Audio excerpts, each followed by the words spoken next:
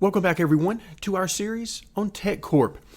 In our first couple of videos, we got started in the very first one with the basics, getting started in our tech company, our first hires, our first services that we offered, first contracts that we fulfilled.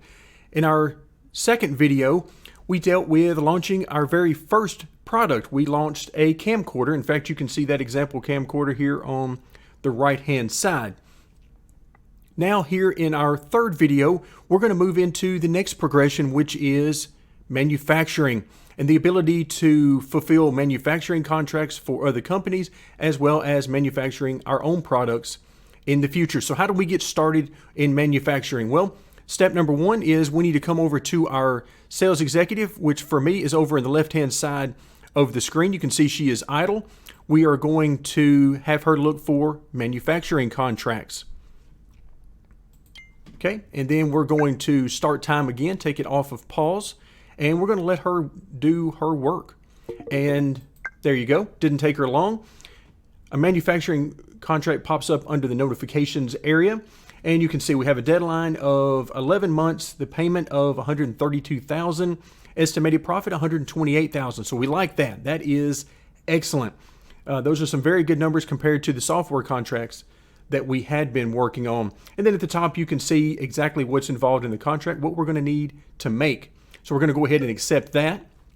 Now we need to figure out, okay, how are we going to get there? How are we going to get all of these quantities, 13,000, 5,000, 4,000, and 15,000? Well, to do that, we're going to come over to the factory, which is located at the top of the screen.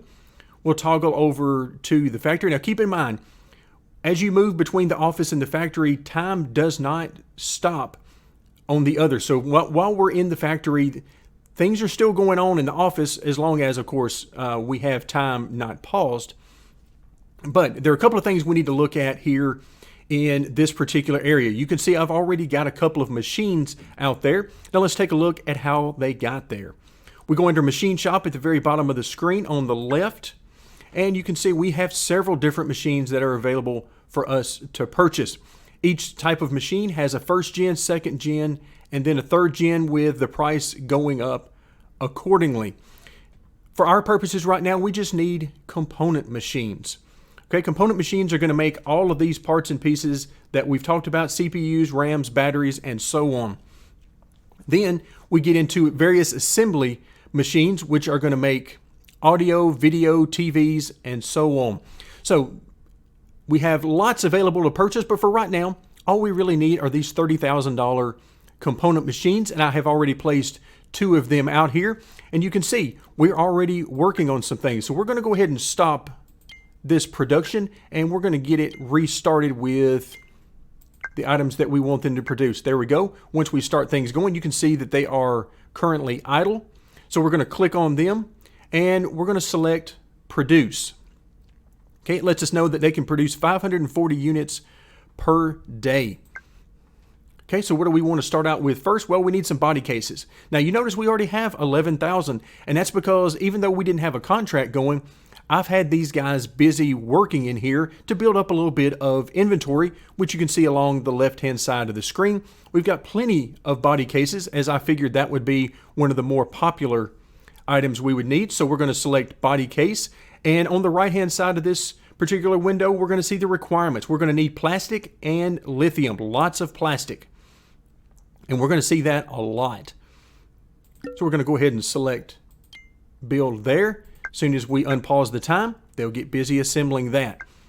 Okay, now we need to produce our second product, which we already have enough batteries because again, I was making extra inventory, and that's going to come in handy here.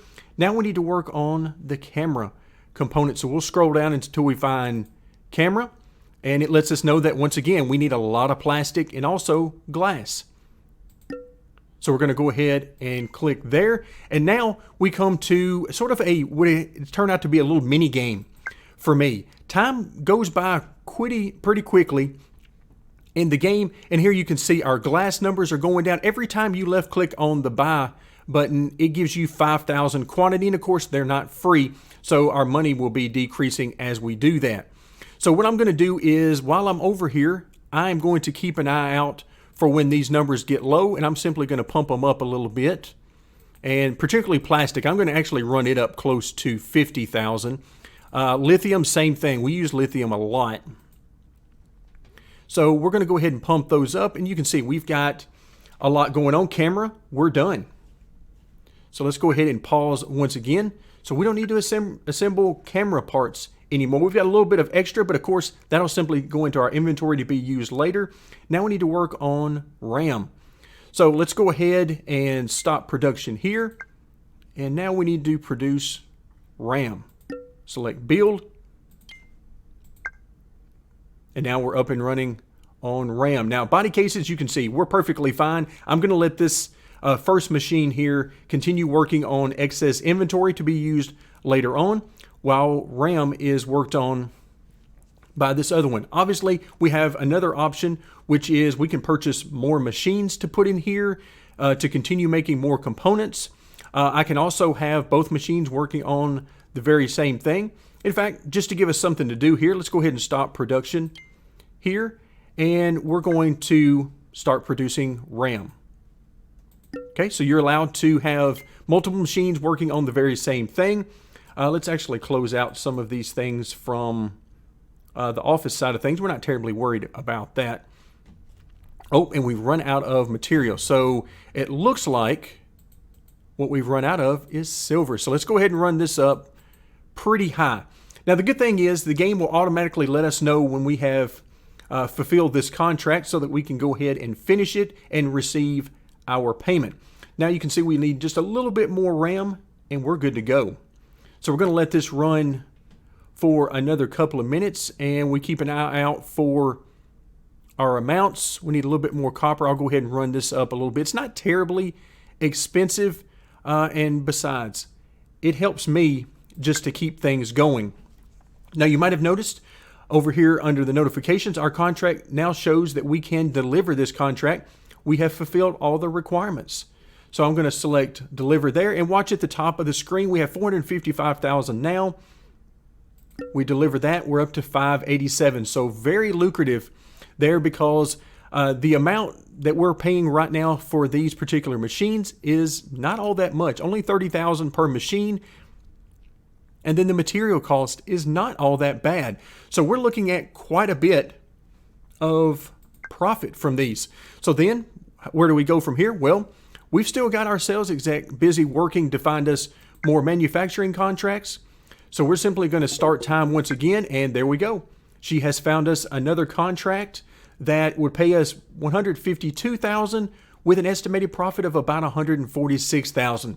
So very quickly you can see that these are very profitable. So once you get several developers working on software contracts that we started with, then you can add in manufacturing contracts, and very quickly you can get a lot of money adding up into your bank account to use for further expansions. But for now, that's going to do it for today. Thank you very much for joining me, and stay tuned as we will continue our series on Tech Corp.